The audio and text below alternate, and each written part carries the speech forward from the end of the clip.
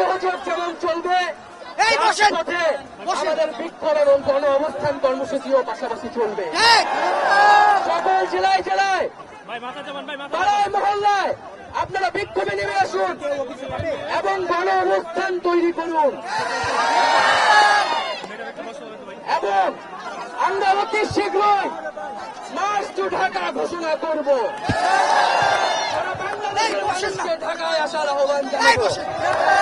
এবং আমরা এখনো দেখেছি যে বিশ্ববিদ্যালয়গুলোর দালাল ভিসি প্রক্টর গুলো এখনো ক্যাম্পাস বন্ধ করে রেখেছে। আমরা 24 ঘন্টার আলটিমেটাম দিচ্ছি, সকল পাবলিক বিশ্ববিদ্যালয় গুলার হল গুলা খুলে দিতে হবে। তোমরা একটু বসো না কেন? বসো, যদি বসো। 24 ঘন্টার মধ্যে খুলে দেওয়া হয়, আমরা নিজ দায়িত্ব সবাই বসো, বসো, বসো, আপনি যারা বিভিন্ন প্রান্ত থেকে এসেছেন, বসো, সবাই বসো। স্কুল কলেজের কলেজ মাদ্রাসা বিশ্ববিদ্যালয়ের শিক্ষার্থীরা এসেছেন, তাদেরকে আন্তরিকভাবে ধন্যবাদ জানাচ্ছি। এই আন্দোলন ততক্ষণ চলবে যতক্ষণ আমাদের এক দফা পূরণ না হয়। কোনো টান বাম বুঝি না।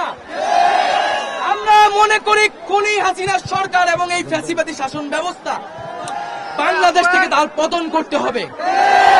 তার জন্য একটা ঐক্যবদ্ধ বাংলাদেশ গড়ে তুলতে হবে।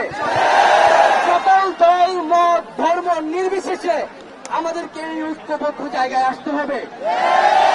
এখানে যাতে কোনো ধরনের বিভক্তি করার সুযোগ সরকার না পায়, সেই সুযোগ যাতে আমরা সরকারকে না দেই। বন্ধুগণ, আজকে এই শহীদ মিনারে অনেকে অনেক দূর প্রান্ত থেকে এসেছেন, আমরা তাদেরকে ধন্যবাদ জানাই। এবং আমাদের বাংলাদেশে ঘোষণা দিয়ে ফাইনাল চলে গিয়েছে। আমরা দেখছি এয়ারপোর্টে গণমিছিলের সাথে পালানো শুরু হয়েছে। সুতরাং আমরা এই খুনি হাসিনা থেকে মুক্ত না হওয়া পর্যন্ত, তাদেরকে বিচারের আওতায় না আনা পর্যন্ত এই আন্দোলন চলবে।